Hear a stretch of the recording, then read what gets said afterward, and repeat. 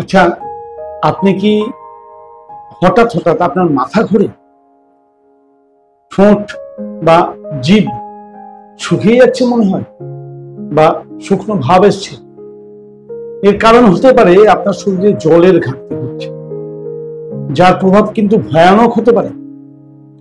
তাহলে আজকে আমরা এই ভিডিওতে জানবো 6টি এমন সতর্ক সংকেত যা আমাদের শরীরে জলের ঘাটতি হলে আমাদের শরীর প্রতিনিয়ত দিয়ে থাকে। আমরা কিন্তু সেটা বুঝেও বোঝার চেষ্টা করি না, বা আমরা জানি না যে এটা আমার একটা সংকেত। শরীরে কোনো বড় রোগ সহজে একদিনে আসে না। যে কোনো বড় রোগ আসার বহুদিন আগে থেকে শরীর সংকেত দেয় যে আমার কিছু অসুবিধা হচ্ছে। আমরা কাজের চাপে হোক বা নিজের শরীরের সিগন্যালের প্রতি ইগনোর ভাব, মানে অবহেলা ভাব, শরীর করছে কোনো কাজ তো আমাকে করতেই হবে, যেটা তো আমাকে হবেই, শরীর চাইছে না, মন চাইছে না, তবু আমরা কাজে লিপ্ত হই বা কাজ করতে বাধ্য হই। সাংসারিক চাপে হোক বা যে কোনো কারণেই আমরা কিন্তু বড় বড় রোগের শিকার হতে থাকি। যখন বড় রোগের শিকার হই তখন আমরা মাথা চাপড়াই যে আমার কপালে এরকম ছিল। না না না, ভগবান আপনার প্রতি কখনোই বিরূপ নন, আপনাকে বারবার সিগন্যাল দিয়েছেন, আপনি সিগন্যালগুলো বুঝতে পারেন না। সে কারণে আজকে আমি জলশূন্যতার কারণে, আমাদের শরীরে জলের ঘাটতির কারণে কত রকম সমস্যা হতে পারে তার মাত্র আমার জানা 6টি সংকেত নিয়ে আলোচনা করব। পুরো ভিডিওটা জেনে রাখুন, শুনে নিন। আপনার অসময়ের সঙ্গী হয়ে দাঁড়াতে পারে আজকের এই ভিডিওটি। 1 নম্বর,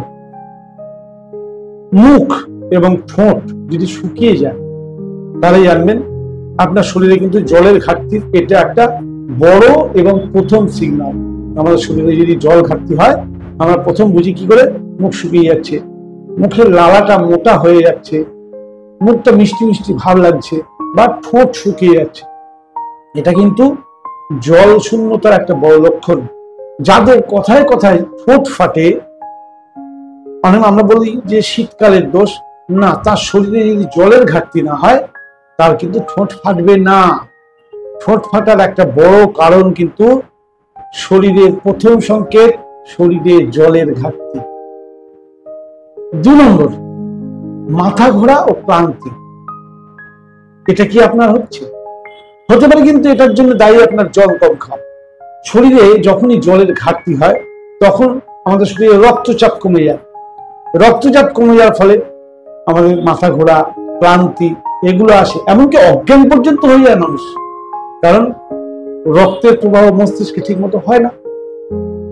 এগুলো কিন্তু ছোটখাটো সংকেত। এরকম সংকেত যদি আমরা বুঝতে পারি, আমরা যদি সঙ্গে সঙ্গে একটু জল খাই, আমরা কিন্তু বড় সমস্যার থেকে নিজেদেরকে মুক্ত রাখতেই পারি।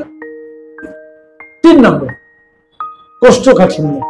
আমরা কোষ্ঠকাঠিন্যের জন্য বহু চিন্তা করি, কিভাবে কোষ্ঠকাঠিন্য সারাবো, কি ওষুধ খাবো। কিন্তু আপনি কি জানেন কোষ্ঠকাঠিন্যর সবচেয়ে বড় কারণের মধ্যে একটি কারণ হচ্ছে শরীরে জলের ঘাটতি। কোষ্ঠকাঠিন্যের সমস্যা হচ্ছে মানেই কিন্তু আপনার শরীরে পর্যাপ্ত পরিমাণ জল পৌঁছাচ্ছে না।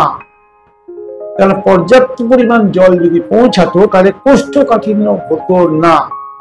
হ্যাঁ, কোষ্ঠকাঠিন্যের অনেকগুলো কারণ, এটা কিন্তু একটা বড় এবং প্রধান কারণ, অতএব এটাকে ইগনোর করলে চলবে না।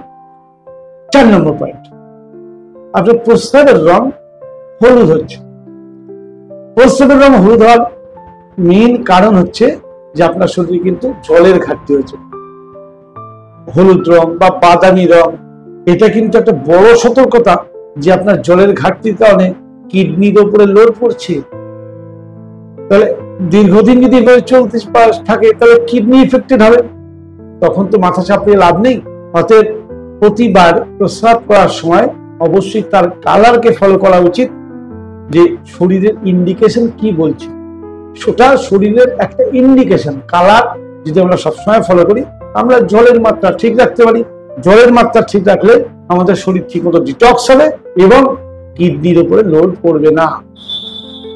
5 নম্বর, কোনো কাজে মনোসংযোগের ঘাটতি হচ্ছে, এটাও কিন্তু জলের ঘাটতির একটা বড় সিগন্যাল।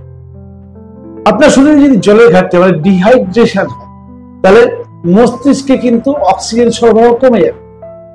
আর যখনই মস্তিষ্কে অক্সিজেন সরবরাহ কমে যাবে, সঙ্গে সঙ্গে আপনার মনোযোগ কমে যাবে, আপনি বিভ্রান্ত হয়ে পড়বেন, সঠিক সিদ্ধান্ত সঠিক সময় নিতে পারবেন।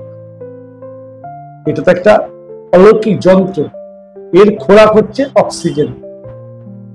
তাহলে এই যদি খেতে না পায়, এর কমজোরি হয়ে যাবে, কাজ ঠিক মতো করবে না, আপনি কিন্তু সিদ্ধান্তে ভুল করবেন, সিদ্ধান্ত নিতে দেরি করবেন, 1 সেকেন্ডের দেরি আপনার জীবনের অনেক মোড় ঘুরিয়ে দিতে পারে। তাহলে সামান্য জলের ঘাটতি থেকে আপনার মনোসংযোগের ওপর একটা বিরাট ভূমিকা আছে।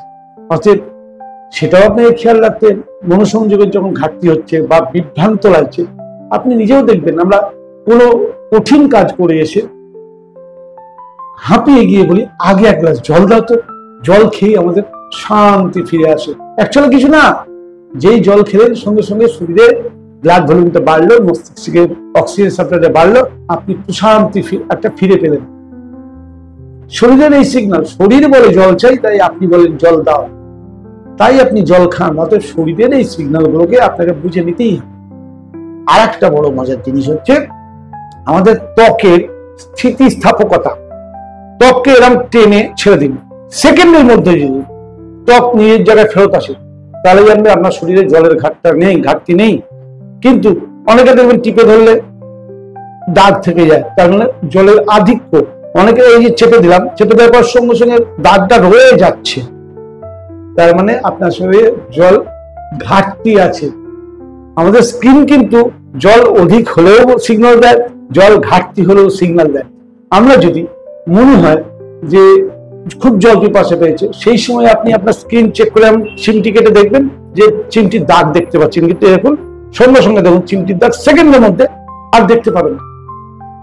তো সেকেন্ডের মধ্যে দেখতে পাচ্ছেন না মানে আপনার স্কিনের স্থিতিস্থাপকতা, অর্থাৎ আপনার শরীরে জলের পরিমাণ ঠিক আছে, তাই আপনার স্কিন টানটান, মসৃণ এবং চিরতরুণ রয়েছে।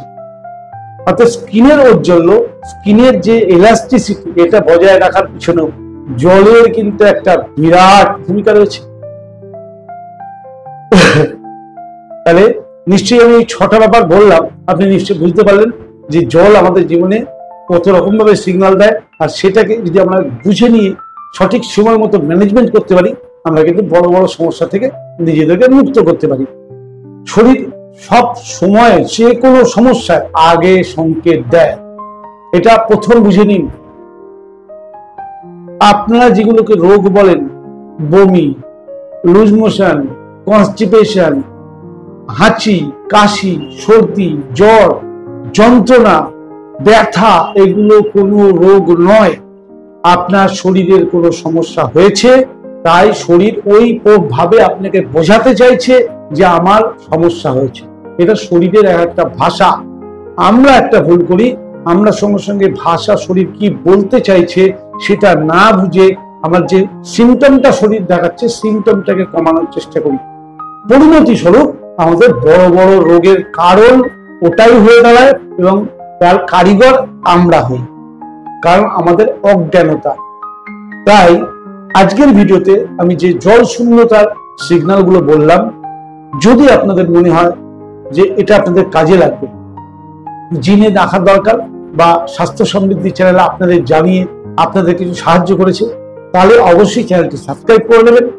আর যদি মনে করেন যেটা আগামী দিনের জন্য কার্যকরী একটা ভিডিও, তাহলে চ্যানেলটিকে লাইক করবেন, কমেন্ট করবেন ও শেয়ার করে রাখবেন। শেয়ার করলে আপনার কাছ থেকে এই চ্যানেলটি কখনো হারাবে না। অর্থাৎ আমাদের প্রতিনিয়ত নির্দিষ্ট পরিমাণ জল খাওয়া উচিত। আর আমি কখনোই বলি না 8 গ্লাস, 10 গ্লাস, 20 গ্লাস খেতে হবে, কারণ আপনার লাইফস্টাইল, আপনার খাওয়া দাওয়া, আপনার কর্মপদ্ধতির উপর নির্ভর করে আপনি কতটা জল খাবেন। জল কতটা খাবেন এটা আপনি ঠিক করবেন। কিভাবে? আপনার শরীরের সিগন্যালকে দেখে। দেখুন, যে প্রচুর পরিমাণে র ফুড মানে কাঁচা খাবার খায়, সে খাবারের সঙ্গে প্রচুর জল খাচ্ছে, তাকে আলাদা করে জল খেতে হবে না, শরীরও চাইবে না। যে ধরুন সারাদিন এসি রুমে রয়েছে, তার ঘাম হয় না, তার শরীরের থেকে জল বেরোনোর প্রবণতা কম। কিন্তু যে ব্যক্তি মাঠে রোদের মধ্যে কোদাল কোপাচ্ছে, তার শরীরে প্রচুর ঘাম হচ্ছে, তার শরীরে জলের প্রয়োজনীয়তা বেশি। অর্থাৎ কে কবে কি কাজ করছে, কখন কি পরিস্থিতিতে রয়েছে, তার উপরে নির্ভর করে জলের পরিমাণ। জলের পরিমাণ কখনো কোনো এক্সপার্ট ঠিক করে দিতে পারে না আমার শরীরে কতটা জল দরকার।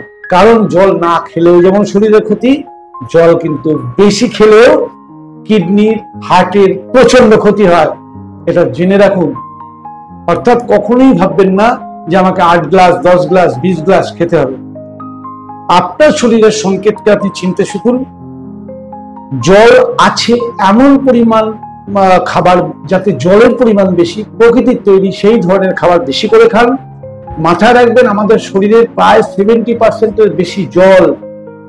পৃথিবীতে যেমন 3 ভাগ জল 1 ভাগ স্থল, ঠিক আমাদের শরীরেও মোটামুটি 3 ভাগ জল 1 ভাগ স্থল। অর্থাৎ সলিড পার্ট 1 ভাগ, লিকুইড পার্ট 3 ভাগ। এটা মাথায় রাখবেন। অর্থাৎ শরীরে জলের ঘাটতি হওয়া মানে প্রাণহানি পর্যন্ত হতে পারে, অর্গান ফেলিওর তো পরে। অর্থাৎ প্রতিদিন প্রতিনিয়ত জলের দিকে খেয়াল রাখুন। জল আমাদের জীবন, নিয়ম এবং সংকেত বুঝে জল পান করুন। সবাই সুস্থ থাকুন। আগামী ভিডিওতে আবার দেখা হবে।